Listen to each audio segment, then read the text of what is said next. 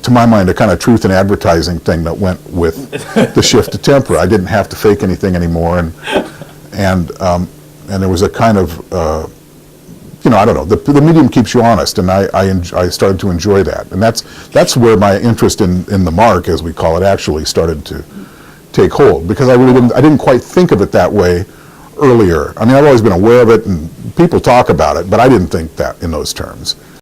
But now I sort of do, because those are the images I make now are made out of marks. Marks, right? Yeah.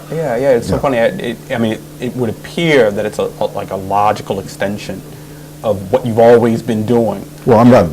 But my painting isn't a logical thing. You see, that's the problem. There was no logic to it. Right. Yes, yeah. Can an extension be illogical? Yeah. It's interesting looking at a lot of the Northwest Coast painters. They use tempera, and so on the one hand, I thought, it's like, wait, are you going back to your roots in a medium-specific way by adopting tempera? And it's always funny with you have it's like, oh no, it's only because I had to teach it. Well, I mean, it's forced me to look back. Okay, I mean, we wouldn't be talking about Toby now if I hadn't come to a realization. A couple of years ago, it's like, well, wait a minute. You keep going down this road, and that's where you are, right? So. Yeah, they look more Toby-esque. Yeah. And I mean, we were talking earlier that each of those mediums, as I employ them, there's a sort of there's the wretched excess point. What happens when I go there, and with the tempera, it's that sort of little filigree, fine little fiddly mark. I can go there. I mean, well, Worryburg is built on those marks, right? Yeah. That painting. Trying to make a virtue of that. Tendency, but it can happen in any painting at any time. So it's a different. The caution markers are in different locations with that medium. I'd like to, as a final question before opening it up to the floor for a few questions, with the tempera and going, and you hit on this a little bit in terms of going back and saying you found the medium, Mm-hmm. And looking at them, it's like, yeah, wow, these are more. When I first saw the tempera works, it's like, yeah, these are more Jim Lutes than the earlier Jim Lutes. Like, how's that possible? With a sort of a knowingness about them, not self-consciousness. I mean, there's that, but with a certain another kind of depth. I guess you summed it up when you said, this is the medium I've been waiting for all my life, in a way. But I was wondering, we talk a little bit about that decision to sort of go back, like you characterized Big Guy, which is 2006, as a corollary somehow to Evening of My Dysfunction. Yeah, I think, I think there was a certain period. If you think of the success I had earlier on in my career, you mentioned the show at Dart. I was in the Whitney Biennial in '87. And I think that it freaked me out that people liked my paintings so much, some of those paintings.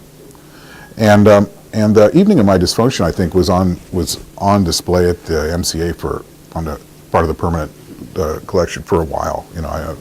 Because people would come and tell me that they'd seen the painting, so I knew it was up. And so I sensed that I'd become that I had this sort of work. I'd become identified with this particular kind of work, and I started feeling self-conscious about making it. I mean, it didn't feel right anymore, and so I made some work.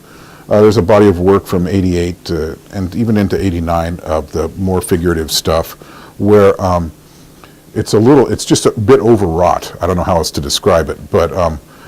There were a couple of really perverse images that I did. They weren't so bad now. I mean, you look at them and they weren't that transgressive, but they were kind of mean. They were kind of nasty or something, and I just didn't want to go there. And it seemed like to continue on the track I was going, that's what it would have been. And I realized too that I had this impulse to start making abstract paintings. I mean, it was a thing, right?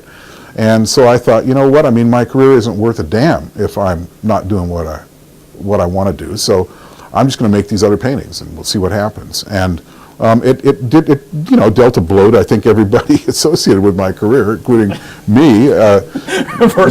Maybe slowed things down a bit. But now I go back and look at some of the earlier work, and I realize that there were a lot of there's unfinished business with that body of work, maybe with somebody who was a little more I don't know, a little less insecure, or I don't know, I don't know, whatever, had something different than what I had, wouldn't have left so soon and would have, mined some of that. For me now, I look back with longing on some of the work from that period. Not that that's a wrong word, but it's like I want to go back there sometimes, and so I'll just do it. I figure I can do that. I mean, I don't know what exactly my work is characterized by now anyway, right? I mean, so, and I've looked at other artists' careers, and some of them just sort of stay in the same place for their whole career. I mean, their work maybe develops in that things are added to it, but it's the basic same thing. And I might be at the point where now you've sort of seen the range of stuff you're going to see. Now I'm going to try and get better at it, maybe, or do it right for the first time. Or, I don't know what, something like that. I don't know. I don't feel the need to go much further afield. I just feel the need to kind of, go deeper, I guess, is what the difference is. It's trying to put some depth, put some meat on the bones, That's great. All right, so yes, I'd like to open it up for questions on the floor. I saw that one of the paintings in the show, I know you paint on a lot of surfaces. One of them is like an abstraction, or a figurative abstraction on top of a photograph, like soft pack marble, or soft pack camels or something. Yeah, it's the one, yeah. I was going to ask you what it's like to start with a figure that's, instead of starting with like a blank ground, starting painting on top. Yeah, well, I mean, I think that body of work, there was a body of work attached to that piece. Most of them were smaller scale, but I ran into from magazine ads. The idea was I was consciously picking advertising, for just the obvious reasons.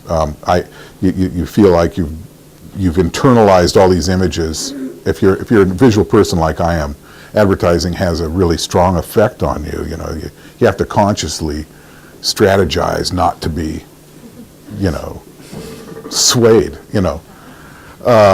And then some advertising is targeted in such ways that anyway.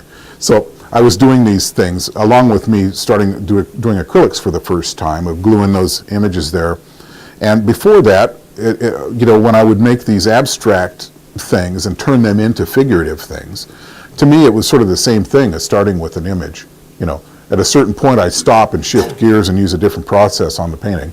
So starting with an image is just sort of like starting in the middle, or trying to do less, and come up with something more. Or as I later, like the painting he just snapped, is really something where the only real difference is that I actually copied a photograph to make the background image, blew it up to a large extent.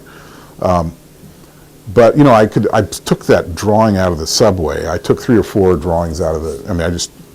I figured I was going to get caught at some point, and they weren't archival. I think it'll probably last longer than anything else I've made, but it was just made as a subway poster, and so I don't know if I answered your question or not, but it seemed like half the image was already there, and it looked like one of mine already. So all I needed to do is just a little stuff, and there you go. That's what I like about it, is that it's like you amplify what's already there. Yeah, it's like they were ripping me off. I figured somebody somewhere was already in my wheelhouse. I'm strongly influenced by the image. It's one of the reasons I came here. But I think I would never deny that either. But I think what Hamza was about today was trying to kind of, put that bigger picture together. I think when he said, and I said to him, I think that I was already formed as an artist when I came here, that's not